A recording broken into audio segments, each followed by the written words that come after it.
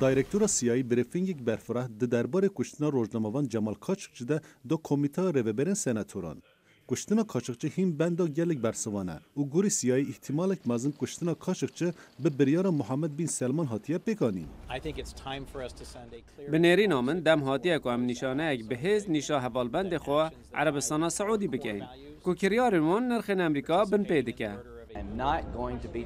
از نپشت راستم نها و از نکارم راپورت CIA رد بکم. به نرینا من اف کشتنا هان به فرمان محمد بن سلمان نابه. داوی ده از گیشتموی باوریه که تکلین مال لگل عربستان سعودی وکبره دوی بره و نچن. گوری روزنامه وال استریت جورنال در راپورت CIA ده 11 نویست درباره وی کشتن ده دنابر محمد بن سلمان او راوشکار وی ده دربازده به. قصر سپی دجی 18 کسان که دوی کشتن ده جه گرتی جزا راگهاندی بو. قصی که راپورتین CIA ده بیجای رول محمد بن سلمان دوی کشتن ده هیا سروک امریکا ترامپ و سانیزه وی که نابه. او کابینه اوی بالا دکشنه لسر گرینگیا تکلین هر دو آلیا. هون دزانن عربستان سعودی هوالبند کامیا گله گرینگا. گله کار و قازانجن آبوری گهاند نما.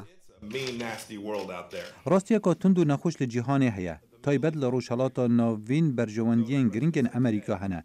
گره که ام به پاریزین داگل امریکا به اولهی بهلین. قصی که آلیه ترکیه هند دنگن هاتی تومارکرن دای استخبارات امریکا نیزیکبون راوشکار ترامپ جبو وان توماران گلک شوک بو. او وسا خویا دکه که و توماران بالا جانبالتن نکشه. او برسوا وی که درباره وی که دجا اوی که او نزان عربی.